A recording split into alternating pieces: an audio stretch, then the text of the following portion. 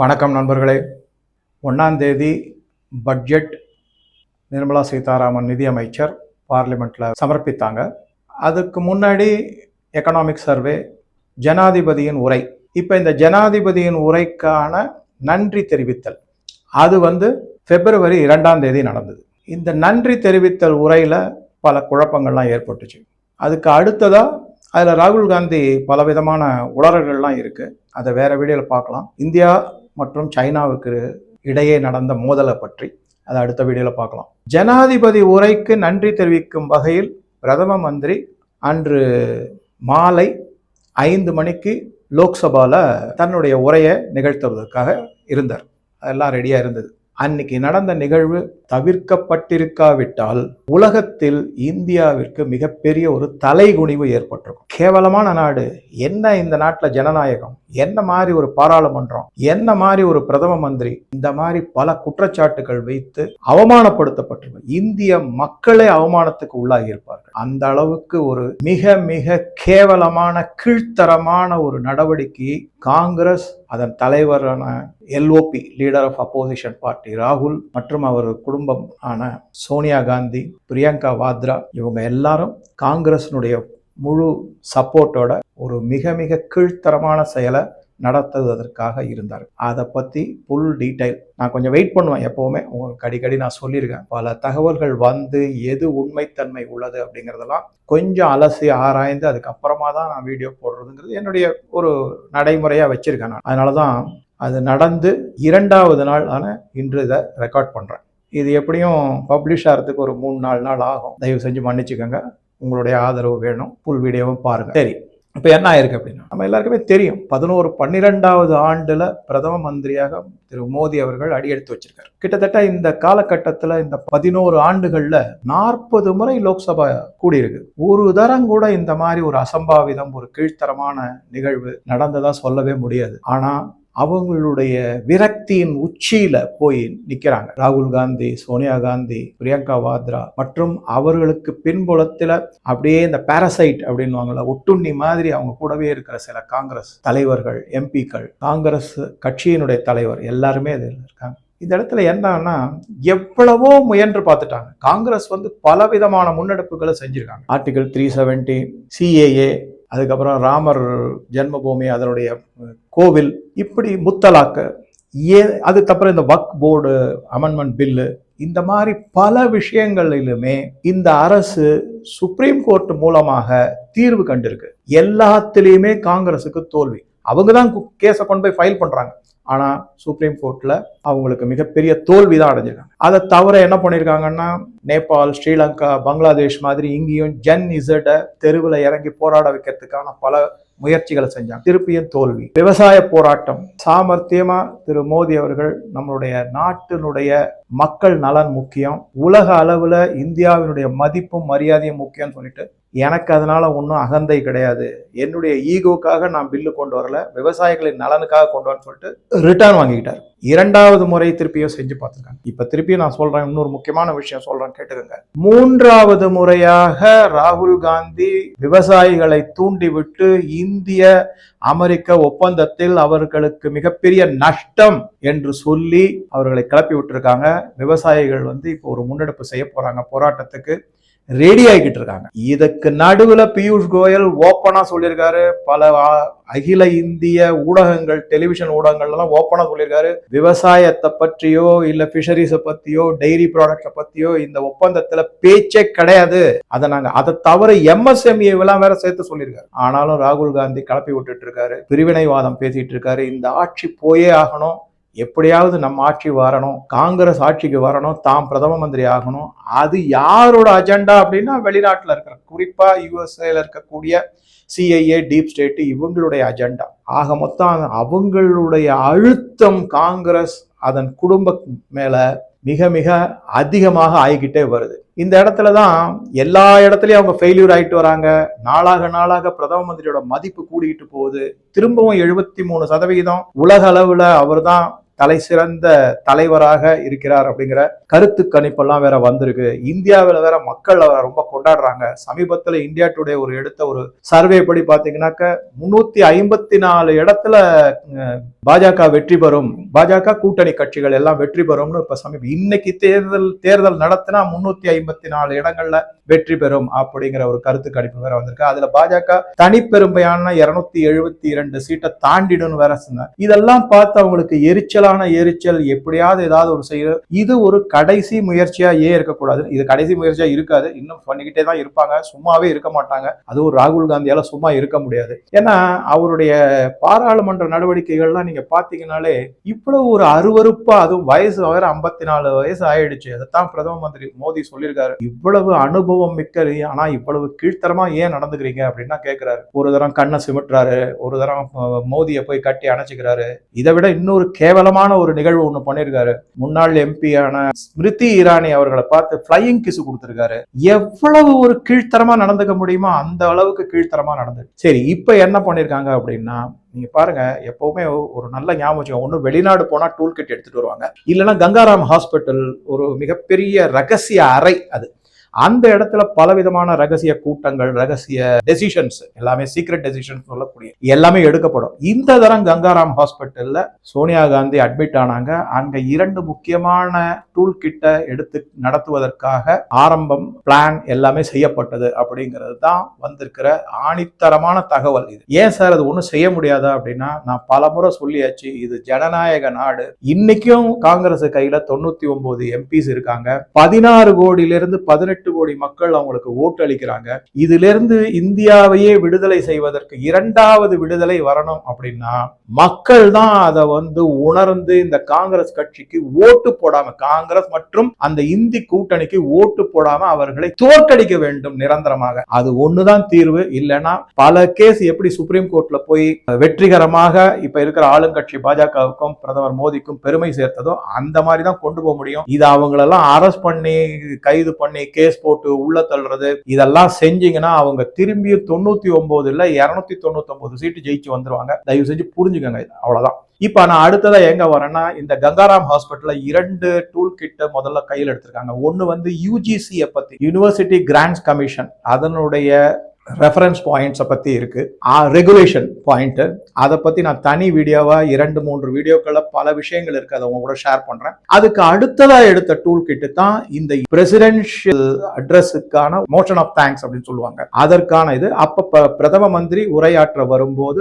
நடக்கவிருந்த மிகப்பெரிய கீழ்த்தரமான ஒரு அசம்பாவிதம். அது என்ன அசம்பாவிதம் இந்த நேரத்துக்கு உங்க எல்லாருக்குமே தெரிஞ்சிருக்கும். என்ன அப்படின்னாக்க, காங்கிரஸ் எப்படி இது பண்ணுச்சு அப்படின்னா, முன்னாடியே மீட்டிங் எல்லாம் போட்டு ஒரு ஸ்ட்ராட்டஜைஸ் எல்லாம் பண்ணி வச்சிருக்காங்க, டூல் கிட் எல்லாம் ரெடி பண்ணி வச்சிருக்காங்க. இது என்ன செஞ்சிருக்காங்கன்னா, ஒரு சின்ன தகவலுக்காக சொல்றேன், வெளியில டெல்லி போலீஸ், அதாவது ஃபர்ஸ்ட் சர்க்கிள் செக்யூரிட்டி, அதுக்கு அடுத்த அடுக்குல இருக்கக்கூடிய security CISF, central industrial security போர்சஸ்னு, அவங்க பாராளுமன்ற வளாகம் ஃபுல்லும் செக்யூரிட்டி. 3வது செக்யூரிட்டி எங்க அப்படின்னாக்க, அது பிரதம மந்திரியுடைய ரூம் வரைக்கும் மட்டும்தான் இருக்கும். Commando forces, SPG, special protection group அப்படிங்கிறது அது இருக்கும். ஆனா பாராளுமன்றத்துக்கு உள்ள, லோக்சபாக்கு உள்ளேயோ ராஜ்யசபாக்கு உள்ளேயோ எந்த விதமான பாதுகாப்பு இதுவும் ஆட்களும் இருக்க மாட்டார்கள். இது நடைமுறை. ஓகே, இதுதான் நிதர்சனம். சரி, இந்த மாதிரி ஒரு அடுக்க தாண்டி என்ன ஸ்ட்ராட்டஜி எப்படி பண்ணியிருக்காங்கிறத முதல்ல பார்த்துலாம், அப்புறம் அவங்க எப்படி உள்ள வந்திருக்காங்க அப்படிங்கிறது இல்லாம பார்த்துலாம். என்ன மாதிரி ஸ்ட்ராட்டஜி அப்படின்னா, காங்கிரஸ்ல இருக்கிற MP, குறிப்பா பெண் எம்பிக்கள் 10லிருந்து 12 எம்பிக்களை ஒன்று சேர்த்து அவங்க என்ன பண்ணிருக்காங்கன்னா, இதுதான் ஸ்ட்ராட்டஜி, பிரதம மந்திரியினுடைய இருக்கைக்கு பக்கத்துல போய் அப்படியே ஒரு குழுவா அமைஞ்சு அதை அப்படியே சூழ்ந்து இருக்கணும்.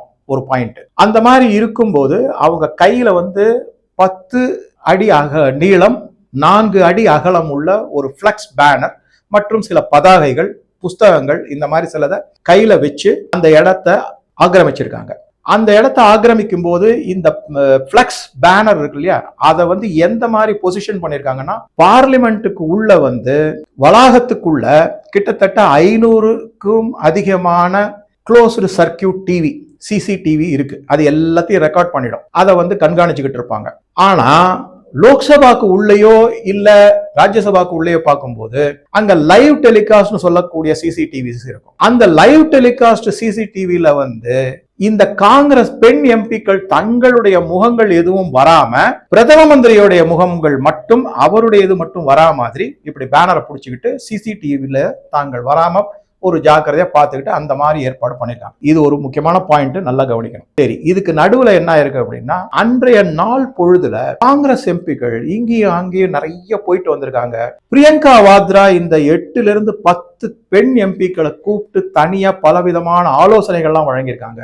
ஏதோ திட்டம் போட்டிருக்காங்கிறது இந்த சிசிடிவியில ரெக்கார்ட் ஆயிருக்கிறது சிலது தெரிய வருது. இது இரண்டாவது முக்கியமான பாயிண்ட். மூன்றாவது முக்கியமான பாயிண்ட் என்ன அப்படின்னா, பிரதம மந்திரியினுடைய அறையிலிருந்து அவர் லோக்சபாக்கு உள்ள வரும்போது அந்த அறை வாசல்ல இருக்கக்கூடிய அந்த அறை வாசல்ல எஸ்பிஜி கமாண்டோஸ் இருப்பாங்க. அவங்கள முன்ன எடுத்து வரவிடாமல் தடுப்பதற்காக சில காங்கிரஸ் எம்பிக்கள் அதை அப்படியே பிளாக் பண்ணிருக்காங்க. அப்படியே தடுத்து நிறுத்து, ஒரு அரண் மாதிரி நிறுத்து, அந்த எஸ்பிஜி கமாண்டோஸ் முன்னேற விடாம தடுக்கிற மாதிரி ஒரு அரேஞ்ச்மெண்ட். இதுவும் சிசிடிவில பதிவாயிருக்கு. ஸோ இந்த 3 முன்னெடுப்புகளை நல்லா கண்டுபிடிச்சிட்டாங்க. இதுக்கு நடுவுல என்ன ஆயிருக்குன்னா, மாலை 5 மணிக்கு பிரதம மந்திரி உரையாற்றுவதற்கு லோக்சபா உள்ள வரப்போறாரு. 4:45 காங்கிரசினுடைய எம்பிக்கள் இதை யாரு தலைமை ஏற்று வழி நடத்தி செய்ததுன்னா, நம்ம எல்லாரும் தமிழர்களை தலைகுனிய விடமாட்டோம்னு சொல்லிக்கிட்டே இருக்கிற கூட்டணி கட்சியினுடைய எம்பியான தமிழ்நாட்டில் இருந்து சென்றிருக்கக்கூடிய ஜோதிமணி அவர்கள் மற்றும் சுதா எம்பி, இவங்க முதல் முறையாக எம்பி ஆயிருக்காங்க. இத்தனைக்கும் அவங்களுக்கு பாடம்லாம் எடுத்திருப்பாங்க, பார்லிமெண்ட்ல நீங்க எப்படி எல்லாம் பிஹேவ் பண்ணணும் அப்படின்னு. அதெல்லாம் தூக்கி எரிஞ்சாச்சு. இவங்க 2 பேரும் என்ன நினைச்சிட்டு இருக்காங்கன்னா, தாங்க பெரிய ஏதோ ஒரு ஹிமாலய சாதனையை படைச்சிட்டதான் அவங்களுக்கு தெரியல, இதுக்கு பின்னாடி மிகப்பெரிய ஒரு ஆபத்து இருக்கு, அவர்கள் மிக கடுமையாக மாட்டிக்கொள்ள போகிறார்கள், அதற்கான நடவடிக்கை வரும் அப்படிங்கிறது எனக்கு தோணுது. ஆனா நான் பாரத பிரதமர் க்ளோஸா வாட்ச் பண்ணிக்கிட்டு வர மாதிரி பார்க்கும்போது இது எதுவும் குறிப்பா பெண்கள் அப்படின்னா அவர் விட்டுருவாரு. அநேகமா ஒன்னும் சீரியஸா நடவடிக்கை எடுக்க மாட்டாங்க. ஆனா தலைமையை விட மாட்டார். யாரு?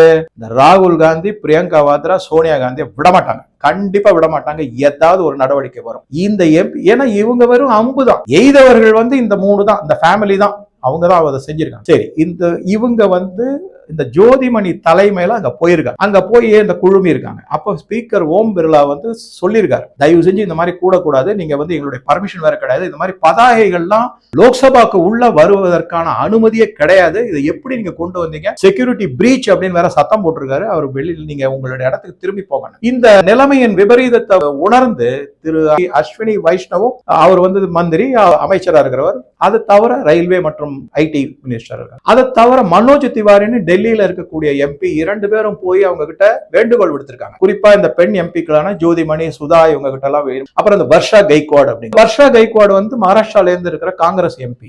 நம்ம எல்லாருக்குமே தெரியும், இப்ப பிஎம்சில படுதோல்வி அடைஞ்சாங்க அந்த வர்ஷா கைக்வாட் தலைமையில. ஆனாலும் அவங்களுக்கு இந்த திமிருத்தனம் மட்டும் போகல.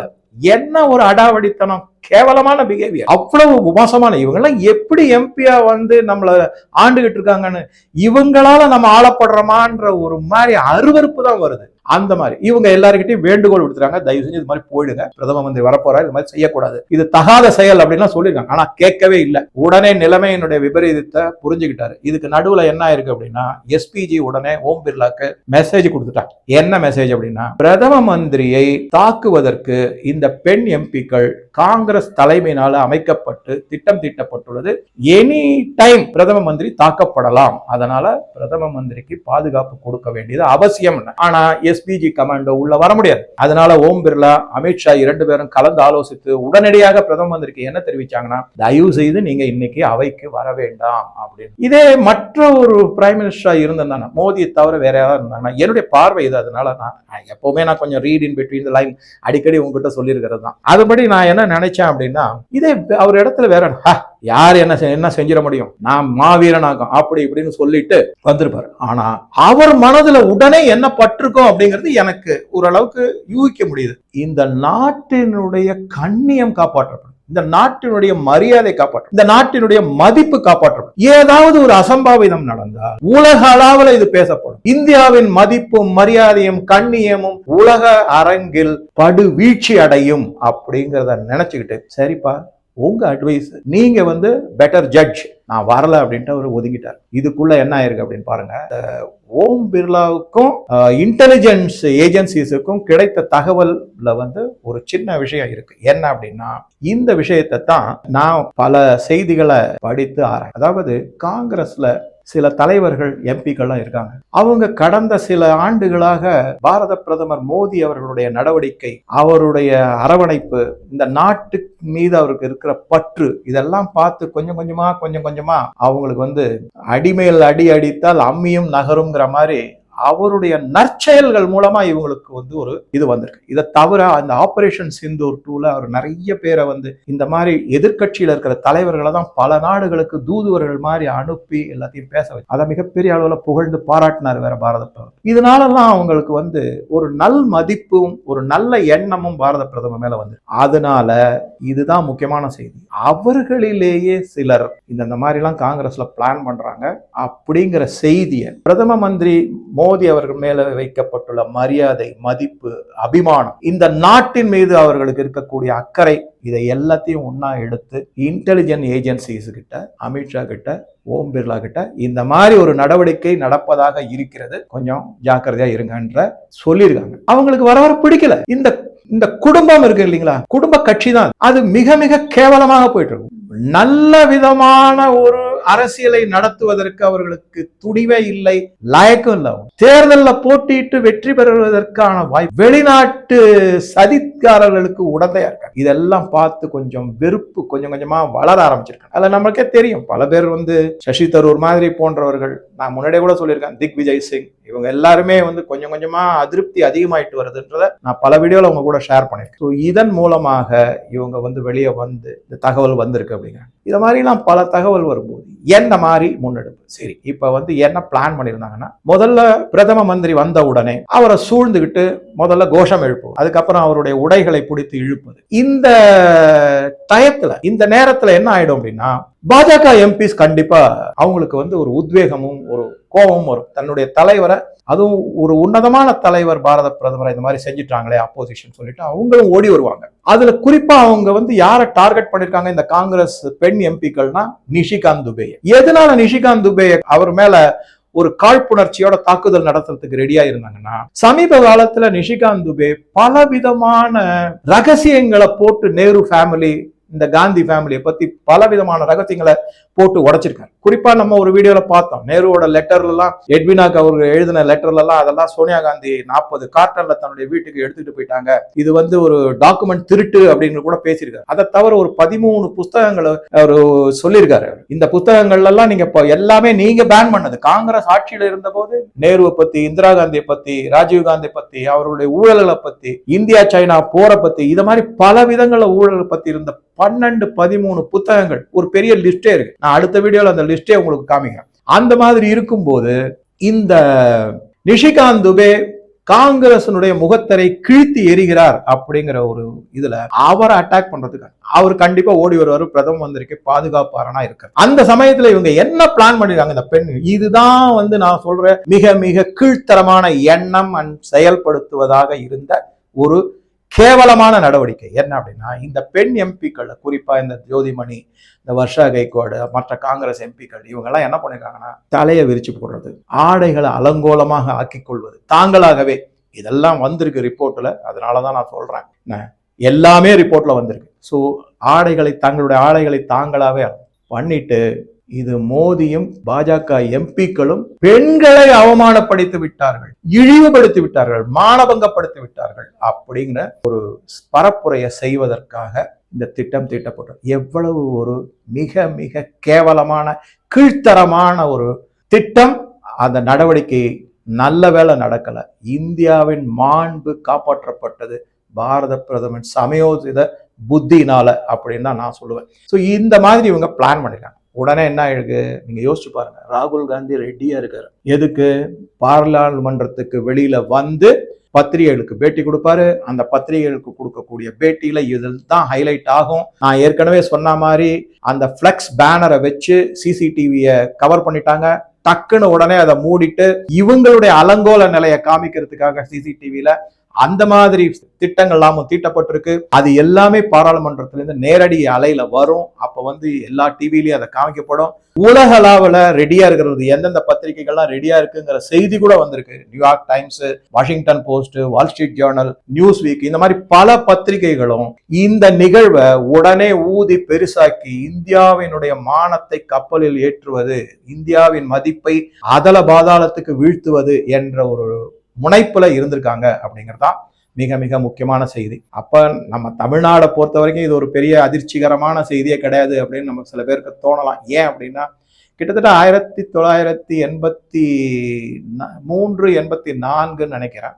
அந்த காலகட்டத்துல முன்னாள் முதலமைச்சர் ஜெயலலிதா அவர்களுக்கு நேர்ந்த கொடூரமான கீழ்த்தரமான செயல். அவருடைய தலைமுடியை பிடித்து இழுத்தார்கள், ஆடையை அலங்கோலம் செய்தார்கள்.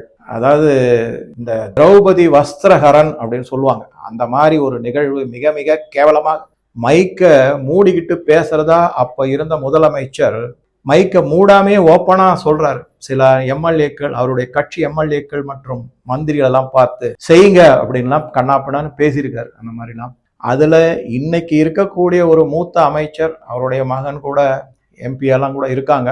அவங்கெல்லாம் நீங்க நம்பவே மாட்டீங்க, பத்திரிகையில மிகப்பெரிய செய்தியெல்லாம் வந்தது. கருப்பு தினம் தமிழ்நாட்டினுடைய சட்டசபை சரித்திரத்துல அப்படின்னு சொல்லக்கூடிய தினமாக அது இருந்தது.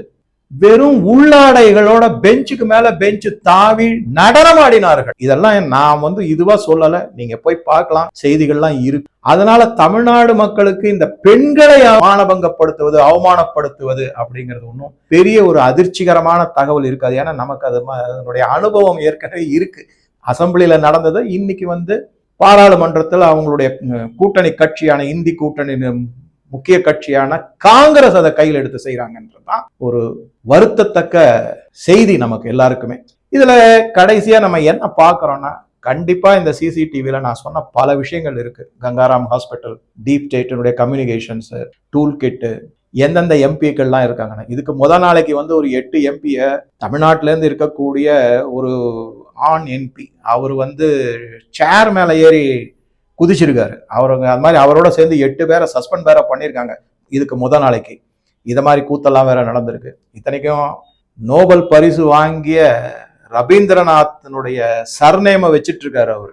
அதெல்லாம் என்ன சொல்றது? அதான் நமக்கு வந்து நம்மளுடைய தலை விதி, இந்த மாதிரி ஆட்சியாளர்கள் நம்மை ஆள வேண்டும் என்பது தமிழ்நாட்டின் தலைவிதியா இல்ல இந்தியாவின் தலைவிதியா?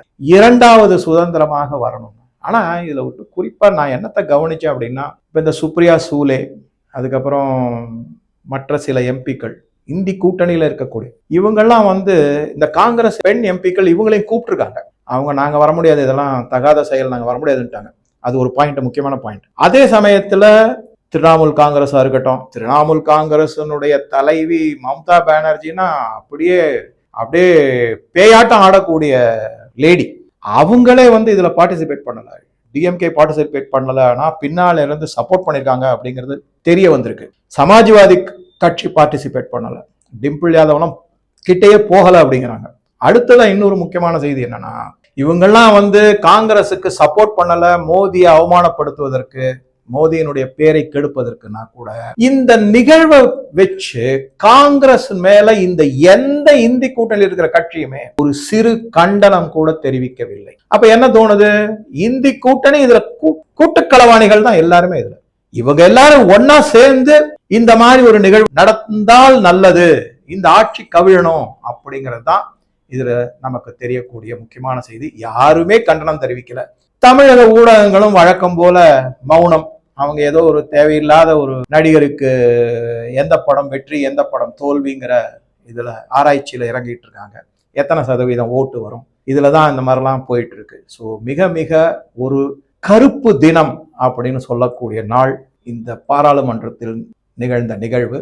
ஆனால் நல்ல வேளையாக இந்தியாவினுடைய கண்ணியம் காப்பாற்றப்பட்டது. அதற்கு கடவுளுக்கு நன்றி சொல்லணும்ன்றது என்னுடைய கருத்து. ஸோ உங்கள் கருத்துக்களை பதிவிடவும், இதற்கு மேலே பலவிதமான கருத்துக்களும் தகவல்களும் வரும்போது உங்கள் கூட லேட்டஸ்ட்டு என்ன இருக்கோ அதை நான் ஷேர் பண்ணுறேன். ஸோ உங்கள் கருத்துக்களை பதிவிடவும் நன்றி, வணக்கம்.